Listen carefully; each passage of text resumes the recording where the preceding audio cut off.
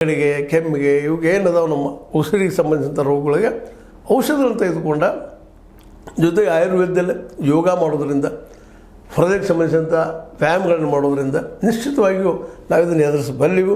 ಮಧ್ಯದಾಗಿ ಮತ್ತೆ ಹೇಳ್ತಾ ಇದ್ದೀನಿ, ಅದನ್ನ ಮತ್ತೆ ಇಲ್ಲ ಅನ್ನೋದು ಭಾವನೆ ಬೆಳೆಸ್ಕೊಂಡು ಸಹಜವಾದ ಜೀವನವನ್ನು ನಡೆಸುವಂಥ ಕೆಲಸ ಮಾಡಿದರೆ ನಿಶ್ಚಿತವಾಗಿಯೂ ನಾವೆಲ್ಲರೂ ಈ ಕೋವಿಡ್ ಭಯದಿಂದ ಕೋವಿಡ್ದಿಂದ ಹೊರಬರ್ಬೋದು, ಪಾರಾಗ್ಬೋದು ಅಂತೇಳಿ. ಇದನ್ನು ಮಾಡಲಿಕ್ಕೆ ಸಾಧ್ಯ ನಮ್ಮ ಕೈಯಲ್ಲ. ಈ ಕೆಲಸ ಮಾಡೋದ್ರ ಜೊತೆಗೆ ಕೋವಿಡನ್ನು ನಾವೆಲ್ಲ ಒಗ್ಗಟ್ಟಾಗಿ ಎದುರಿಸೋಣ, ಜೊತೆಗೆ ಧೈರ್ಯದಿಂದ ಎದುರಿಸೋಣ, ಜೊತೆಗೆ ಈ ಉಸಿರಾಟದ ವ್ಯಾಯಾಮಗಳಿಂದ ಅದನ್ನು ಎದುರಿಸೋಣ.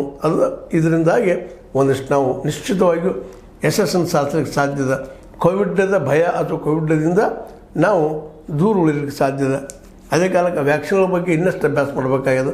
ನಮ್ಮ ಸರ್ಕಾರವರು ಸಹಿತ ಇನ್ನಷ್ಟು ಸಂಶೋಧನೆಗಳನ್ನು ಮಾಡೋ ಜೊತೆಗೆ ಅಮೆರಿಕದಿಂದ ಮುಂದುವರೆದ ದೇಶ ಆಗಿರ್ಬೋದು, ಇನ್ನೊಂದು ದೇಶಕ್ಕೂ ಸಹಿತ ಕೇವಲ ತಮ್ಮ ಔಷಧಿಗಳ ಲಾಭಕ್ಕಾಗಿ ಮಾಡಲಾರದ ಒಂದು ಒಳ್ಳೆಯ ಕೆಲಸವನ್ನು, ಯಾಕೆ ಇಡೀ ಸಮುದಾಯಕ್ಕೆ ಬರ್ತದೆ, ಎಲ್ಲ ದೇಶಕ್ಕೂ ಕಾಡಿದ ಆ ಸಂದರ್ಭದಲ್ಲಿ ಯುರೋಪಿಯನ್ ದೇಶಗಳಾಗಿರ್ಬೋದು, ಅಮೆರಿಕ ಆಗಿರ್ಬೋದು, ಚೀನಾ ಆಗಿರ್ಬೋದು, ಆಫ್ರಿಕಾ ಖಂಡ ದೇಶಗಳಾಗಿರ್ಬೋದು, ಎಲ್ಲ ಕಡೆ ಪಸರಿಸುತ್ತಿದ್ದವು ನಾನು ನಾವು ನೆನಪಿಸಿಕೊಂಡ.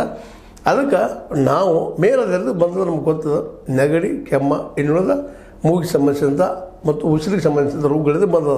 ಅದನ್ನು ನಾವು ಕಂಟ್ರೋಲ್ ಮಾಡಿದರೆ ನಿಶ್ಚಿತವಾಗಿ ಯಶಸ್ವಿ ಆಗ್ತೀವಿ ಅಂತ ಒಂದು ಸಾಮಾನ್ಯ ನಂಬಿಕೆ. ಇದೇ ಫೈನಲ್ ಅಂತಲ್ಲ, ಬಟ್ ಇದು ಮ್ಯಾಕ್ಸಿಮಮ್ ಉತ್ತರ ಕೊಟ್ಟಂಥದ್ದು ಅಂತ ಹೇಳ್ತಾ, ಕೋವಿಡ್ಗೆ ಭಯ ಪಡೋಕ್ಕಿಂತಲೂ ಕೋವಿಡನ್ನು ಎಚ್ಚರಿಕೆಯಿಂದ ಅದು ಎದುರಿಸಿ ಅದು ಯಾವ ರೀತಿ ನಾವು ಗೆಲ್ಲಬಹುದು ಅನ್ನೋದನ್ನು ಮತ್ತು ಮೇಲ್ವೆ ಕಾರ್ಯಕ್ರಮ ನಡೆಸಿ ತಮ್ಮೊಂದಿಗೆ ಚರ್ಚೆ ಮಾಡೋ ಜೊತೆಗೆ ಅನೇಕ ವಿಜ್ಞಾನಿಗಳ ಜೊತೆಗೆ ನಮ್ಮ ಡಾಕ್ಟರ್ಗಳ ಜೊತೆಗೆ ಚರ್ಚೆ ಮಾಡ್ಕೊಂಡು ಮುಂದಿನ ಹೆಜ್ಜೆ ಇಟ್ಟರೆ ಇನ್ನೂ ಉತ್ತಮ ಅಂತ ಹೇಳ್ತಾ, ಇದು ನೀವು ಭಯಪಡದಿರಿ ಈ ಕೋವಿಡ್ಗೆ ಅಂತ ಹೇಳುವಂಥ ಒಂದು ಮಾತು ನಿಮ್ಮ ಜೊತೆಗೆ ಹೇಳಿ, ಜೊತೆಗೆ ಅದನ್ನು ಎದುರಿಸೋದು ಕಲೆಯೂ ನೀವು ಕಲೆ ಮತ್ತು ವಿಜ್ಞಾನ ಎರಡನ್ನೂ ಬೆಳೆಸ್ಕೊಳ್ಳೋದು ಮತ್ತು ಹೇಳ್ತಾ ನಾನು ನಡೆಸಿದ ಕೆಲವು ಮಾತು ನಿಮ್ಮೊಂದಿಗೆ ಹಂಚ್ಕೊಂಡಿದ್ದೀನಿ ಈ ಕೋವಿಡ್ದಿಂದ ದೂರ ಸಲುವಾಗಿ ಅಂತ ಹೇಳಿ. ಇದು ನೀವು ಲೈಕ್ ಆಗಿರ್ಬೋದು, ಲೈಕ್ ಮಾಡಿ, ಶೇರ್ ಮಾಡಿ, ಕಮೆಂಟ್ ಮಾಡಿ, ಜೊತೆಗೆ ಸಬ್ಸ್ಕ್ರೈಬ್ ಆಗೋದು ಮೇಲೆ ನಿಲ್ಲಿಸಿ ಹೋಗ್ಬರ್ರಿ. H16 ನ್ಯೂಸ್ ಅರ್ಥಾತ್ ಹೇ ಸೀತಾರಾಮ್, ಇದು ಸತ್ಯದ ಕೈಗಳಲ್ಲಿ ವಂದನೆಗಳು.